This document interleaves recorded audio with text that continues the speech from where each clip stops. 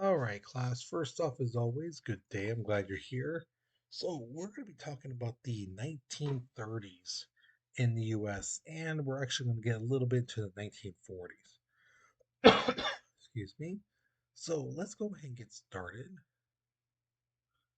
Um, all right, so here's my question or my the objectives. So, we're going to analyze the effects Einstein had on America who didn't believe what was happening with the Jewish community in Germany. We're going to examine how Jesse Owens ruined Hitler's plan to show Germans' superiority. Yeah, an American, and a black American at that, ruined Hitler's plans. You're going to find out more about that in a little bit. And then we're creating an argument on whether Germany would have attacked Poland if the U.S. was in the League of Nations. Okay. All right, so here is your warm up picture. So, my question to you is this before we start with the picture, you might recognize this type of art style.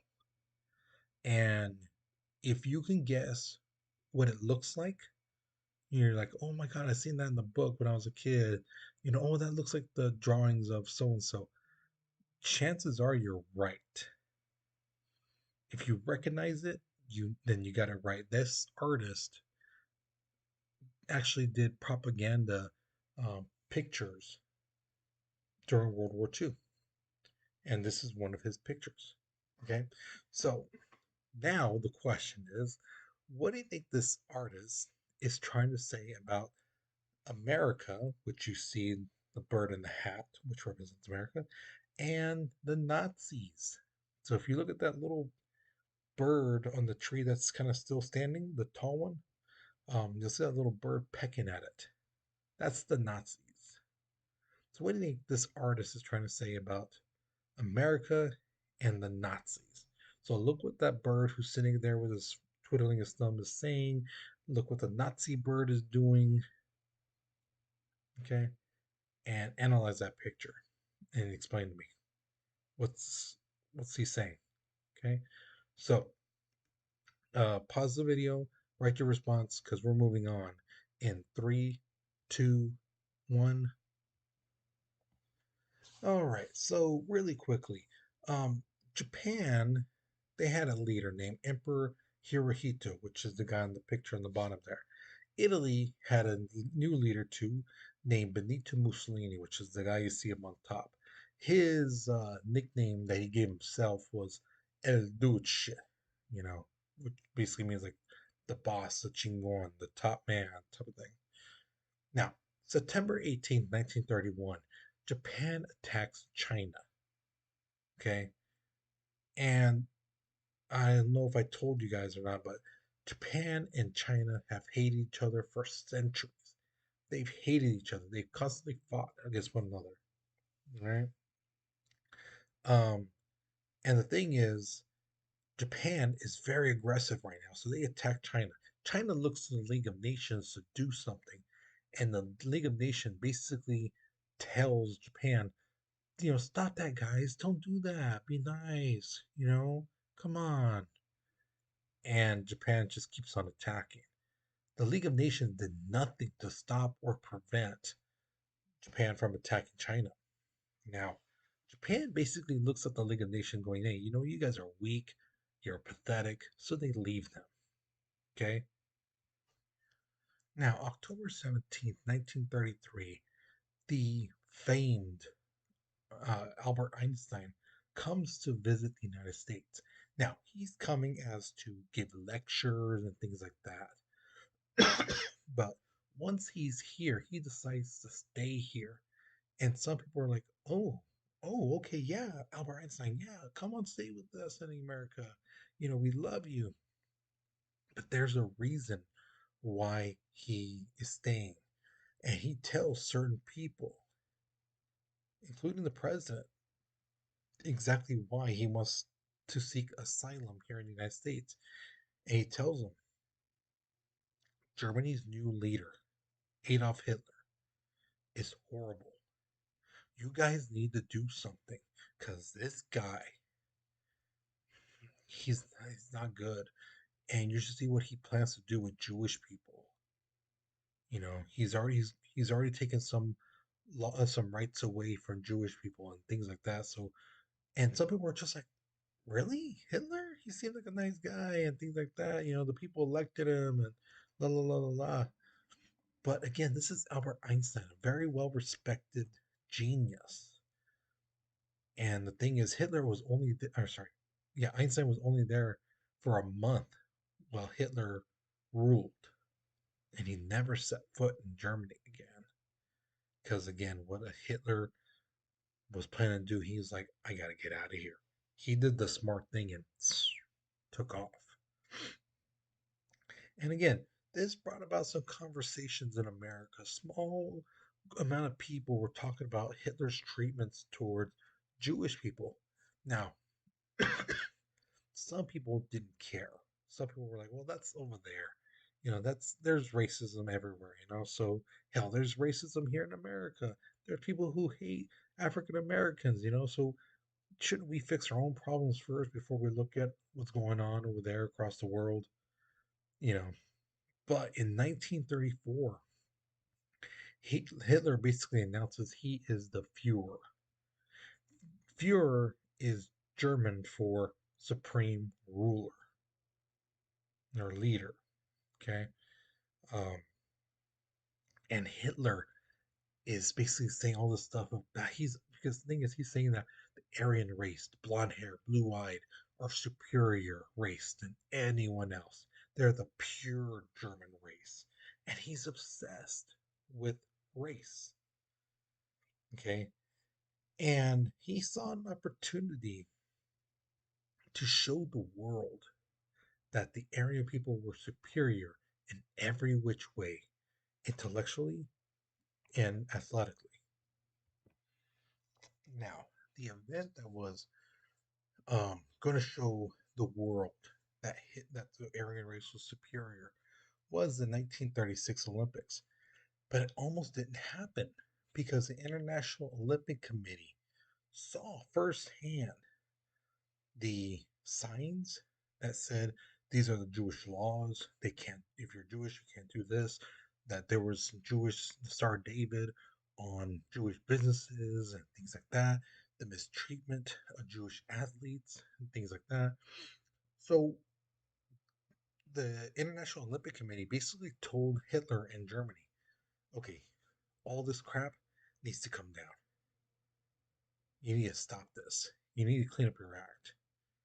And Hitler's like, whoa, whoa, whoa, whoa, why do we need to do this? And they told him, there are people who are coming from around the world. Some of these countries have Jewish athletes, and there are definitely Jewish people in these countries.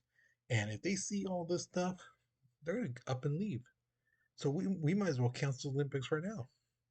So you need to take this stuff down, or there's no Olympics. Now, if it was any other time, Hitler probably would have been like, whatever, I'll do what I want.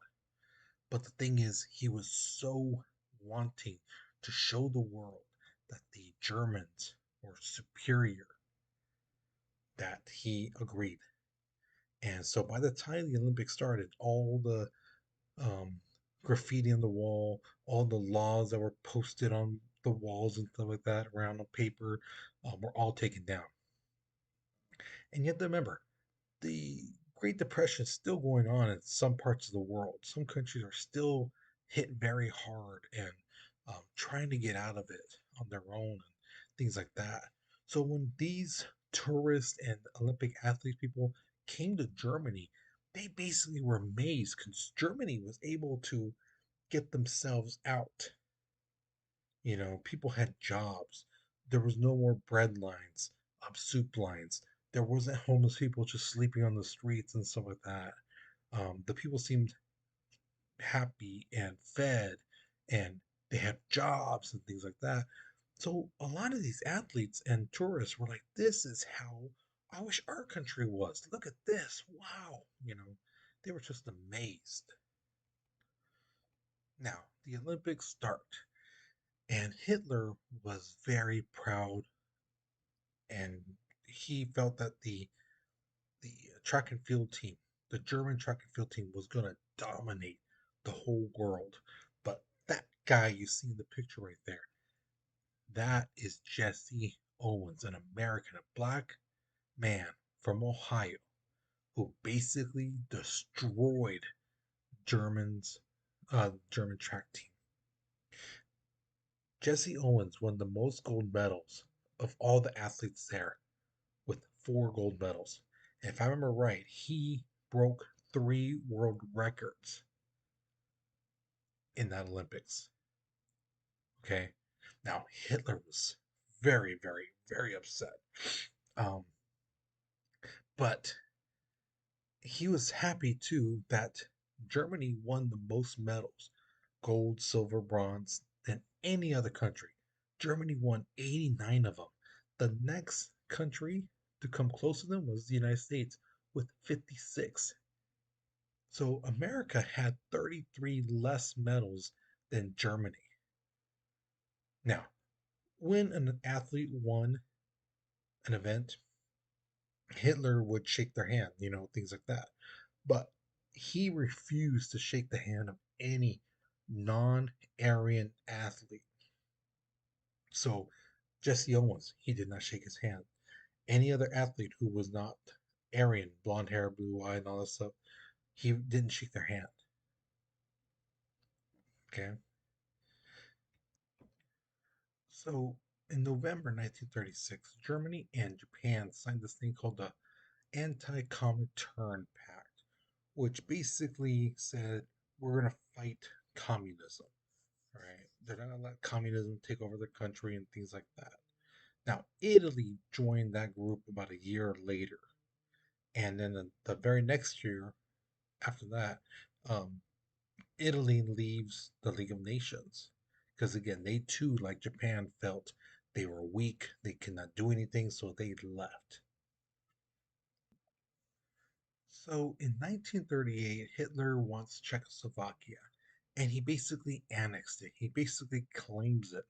Um, Britain and France, they were the only countries that could have done something, you know, and you know they didn't want them to have it. They didn't want Hitler just to take it, but at the same time, their countries are still suffering from the Great Depression. Their citizens don't want a war, so they did this thing called appeasement, which was basically like an agreement saying, okay, fine, if we give you this, will you stop? And Germany's like a little spoiled kid going, yes, you know, and they're like, okay, fine. And this became known as the Munich Pact. So they let Hitler take over a whole country without a single gun being fired. Okay. Now, there was something that some US citizens were very concerned about, and that's when Germany and Russia signed this non aggression pact. Because some Americans didn't really trust Russia, and some Americans really didn't trust Germany. And here they are both saying, if you don't attack me, I won't attack you. And so some people who saw the writing on the wall were like, this doesn't look right. Hitler just taking over Czechoslovakia, not a gun, not a shot fired. Other countries are basically giving their country to Hitler. They're small countries, but they're just giving it to Hitler. And then Hitler and Russia are saying, if you don't attack me, I won't attack you. And this kind of made some people feel uneasy. And those people who felt that, their senses were right because on September 1st, 1939, Germany invades Poland. Now, what does it got to do with America? Nothing much really, but this is a start of a war because on September 3rd, Britain and France declare war on Germany. Now, there were some Americans who were like, well, see, if we had joined the League of Nations, we'd have to join this war. So, ha ha ha. Thank God we didn't sign it. But then there are some Americans who were like, we should really keep an eye on this because this might this might come back to affect us. You know. Now, by September 17th, Germany and Russia. And again, Russia took advantage of this whole non aggression pact. They both claim Poland. Germany attacks Poland, starts taking over. Russia's over here. They see what Germany did, so they attack Poland, and they basically meet in like somewhere near the middle, and they're like, "Oh, you're Russian, huh? Yeah, you're German, so you're Nazis, huh? Yeah. So we won't fight each other. So you guys stay on that side, we'll stay on this side." So these two countries basically took over all of Poland. Now, once that finished, once Poland was completely taken over by either Germany or Russia, there was no fighting.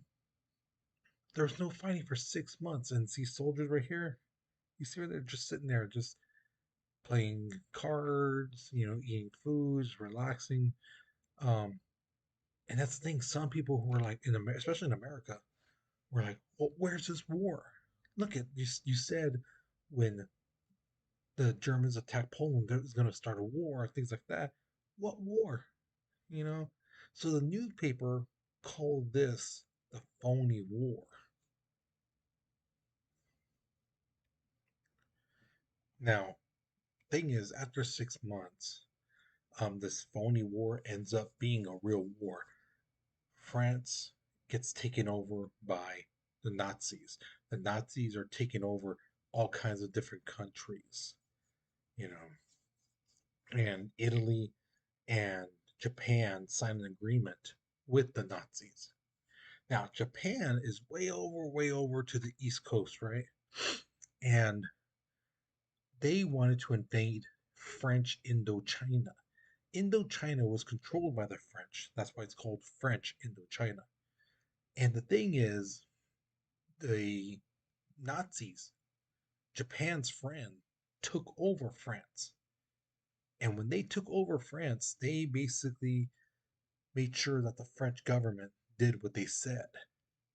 So Japan basically asked the French government, "Can we invade your country?" And the Nazis made sure that the French government said yes. So the French government said, "Yes, you can invade our country." Now, this really ticked off the Americans and the British for two reasons. One, it's not um, it's not that the permission was legitimate. Everyone knew that the Nazis controlled the French government. That's an invasion. So when Japan said, "Oh, we didn't invade Indochina," yeah, you guys did. You know, you just had your friend who controlled the government. You made them tell them say, "Yeah, go ahead and invade our country." You know. Also, the Americans and British were not pleased because we had troops nearby. In Indochina, there's a ton of little islands, the Philippines and things like that were all around that area, and they didn't like the fact that now Japan had um, soldiers, a base near their soldiers. So what the United States and Britain decided to do was hit them back. Now you have to remember, Japan is an island. They only can make so much. A lot of the stuff they need comes from other countries, specifically, mainly United States and Britain. So an embargo is when they basically cut off their goods. Okay, the United States alone controlled 70% of the oil that Japan got. Now, this is bad because thing is, Japan had a reserve of oil, stockpiled oil. If there was no war, that oil they had reserved could last about 3 years. Okay. But with the war going on and them using the oil for gasoline and for their machinery, not only the tanks and cars and things like that, but also factories that they had, this made things very difficult. So, in a sense, they had about a year's worth of oil left, and they didn't want to push that. So, when the United States said, we're going to cut you off with some of your oil, they responded by attacking this place, this island called Malaya. Now, Malaya was very important to the U.S. because Malaya is where the U.S. got a lot of their rice, the rubber, and tin. Okay, so they said, "Hey, okay, you slap us, we're gonna slap you." And in the U.S., we don't take things like that very lightly. So what the U.S. decided to do was like, "Oh, you want to take over Malaya and cut us off from all that? Well, we're gonna cut you off from all your stuff." So they froze all their assets. Anything that Japan was getting, they made sure Japan did not get. So that meant the oil, that meant gasoline, food, clothing, whatever. Anything that was supposed to go into China was stopped. And Japan basically says, whoa, whoa, whoa, United States, easy there. Let's talk peace. Come on, let's sit at the table and talk.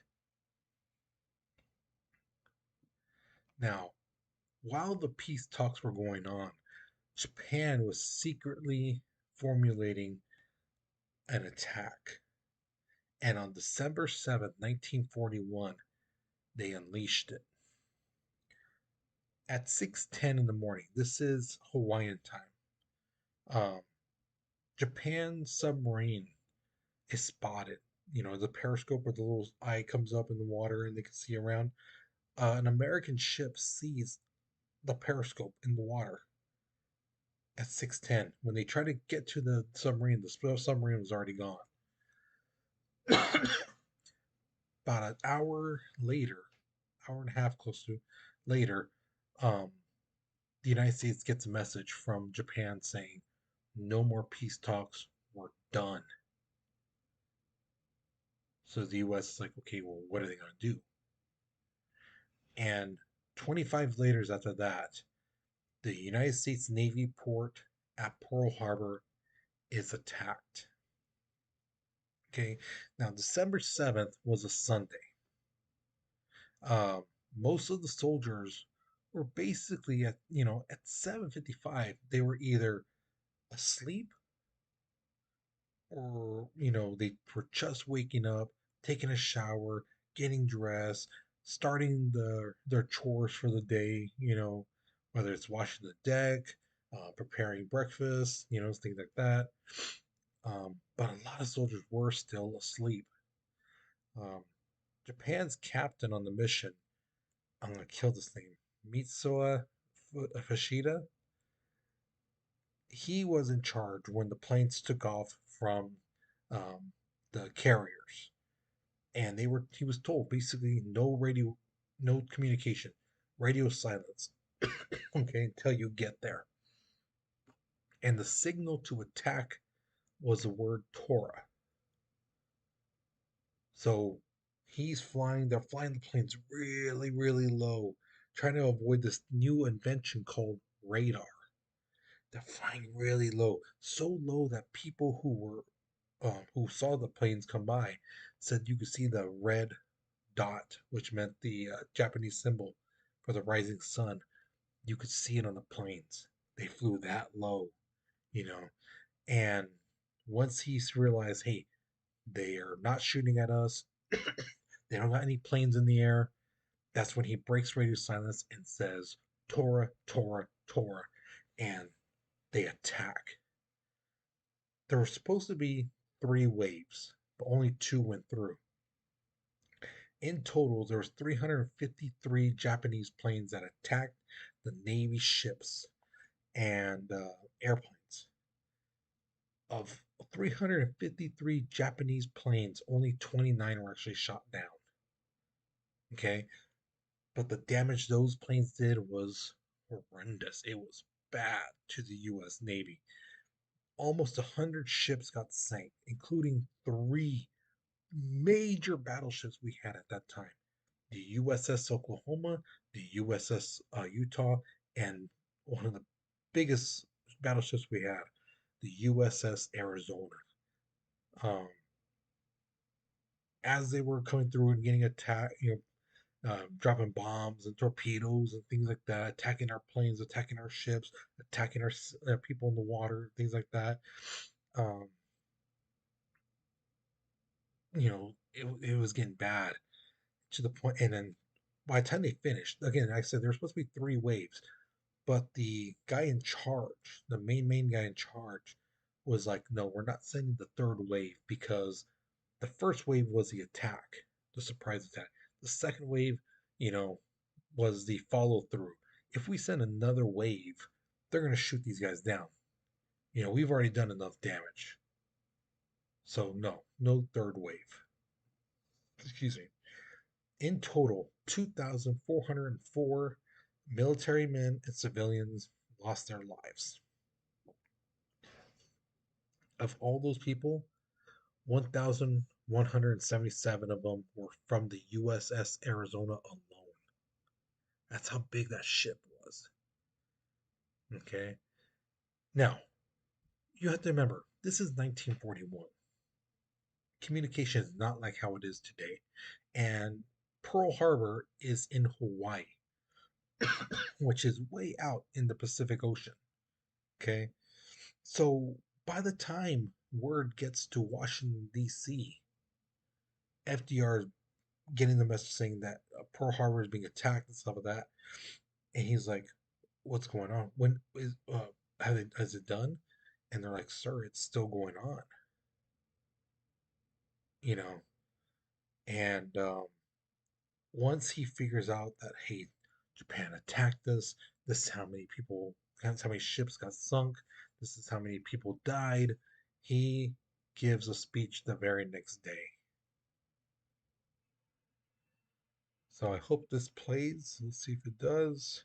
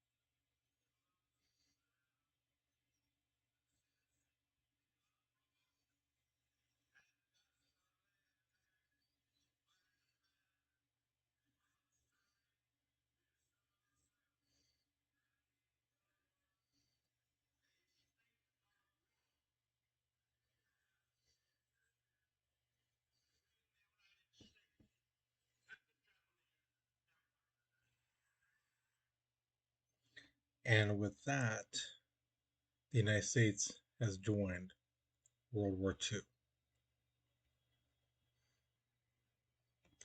All right, so hopefully you got to hear it. If you didn't get to hear it, if it came out off or something, just watch FDR's speech on Pearl Harbor, and again, it's a really great speech. If it came off wrong on this video, okay. So with that being said, here's my question to you: knowing how Hitler was, um, about weaponry and things like that, and he wanted to know all kinds of stuff like that. What do you think would have happened if Einstein had returned to Germany? Now, remember, Einstein is a Jewish man, but Einstein is world known and he is a genius. So, what do you think Hitler would have done with Einstein?